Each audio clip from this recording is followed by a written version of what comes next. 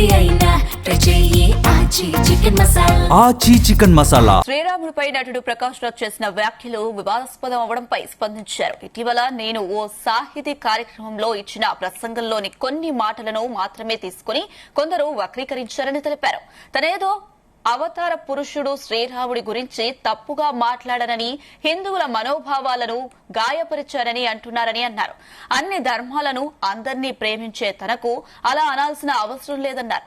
కొందరు రాజకీయ నాయకులు తాను అడిగే ప్రశ్నలకు సమాధానం ఇవ్వలేక హిందూ వ్యతిరేకిగా చిత్రీకరించేందుకు ప్రయత్నిస్తున్నారని పేర్కొన్నారు.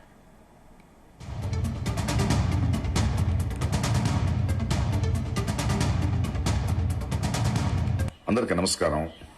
ఒక లిటరీ ఫెస్టివల్లో ఆర్ట్ అండ్ ఇట్స్ రెసిలియన్స్ అనే ఒక విషయం మీద నేను చేసిన ప్రసంగం, ఒక సంవాదం.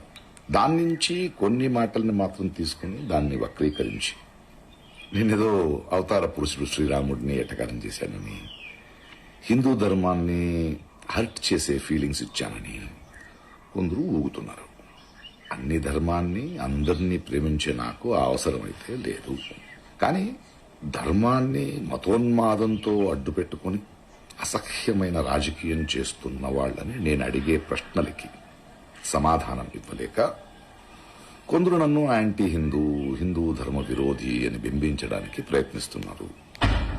పాపం వాళ్ళ ఏడుపు, వాళ్ళ కష్టం నాకు అర్థమవుద్ది. సో వాళ్ళకి సమాధానం చెప్పాలి. ఇప్పుడు ఏమైందంటే, నేను ఇప్పుడే తమిళనాడు ఎలక్షన్స్ అయిపోయి కొంచెం తోట పనిలో ఉన్నాను.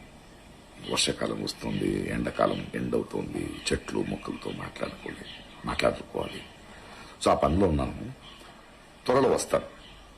అప్పటిదాకా మీరు మీ పనులు చూసుకుంటారా, లేదా ఇలాగే వాగుతుంటారా, ఊగుతుంటారో మీ డిసిషన్.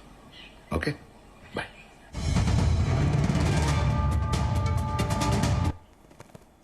అందరికీ నమస్కారం.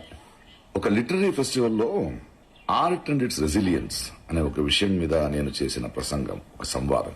దాని నుంచి కొన్ని మాటల్ని మాత్రం తీసుకుని దాన్ని వక్రీకరించి నేనేదో అవతార పురుషుడు శ్రీరాముడిని ఎటకారం చేశానని, హిందూ ధర్మాన్ని హర్ట్ చేసే ఫీలింగ్స్ ఇచ్చానని కొందరు ఊగుతున్నారు.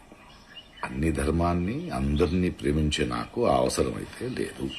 కానీ ధర్మాన్ని మతోన్మాదంతో అడ్డు పెట్టుకుని అసహ్యమైన రాజకీయం చేస్తున్న వాళ్ళని నేను అడిగే ప్రశ్నలకి సమాధానం ఇవ్వలేక కొందరు నన్ను యాంటీ హిందూ, హిందూ ధర్మ విరోధి అని బింబించడానికి ప్రయత్నిస్తున్నారు.